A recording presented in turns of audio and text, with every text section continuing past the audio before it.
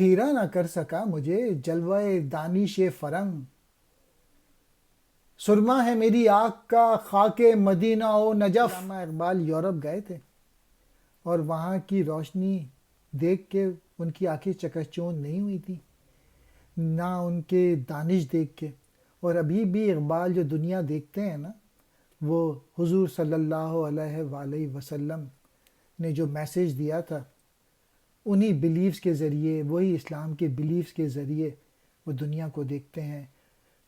خیرہ کرنا، حیران کرنا، جلوہ دانش فرنگ، انگریز کے علم کی روشنی، خاک مدینہ و نجف، مدینے اور نجف کی مٹی۔ میسیج یہی ہے کہ میں نے، یعنی اقبال نے، حضور اکرم صلی اللہ علیہ وآلہ وسلم کی تعلیمات سے فیض حاصل کیا، اور اسی فیض سے حضرت علی بھی مستفیض ہوئے تھے۔ علامہ اقبال کے عقیدے اور جو بلیفز اور پوری پوئٹری ہے وہ ساری اسلامی ہے۔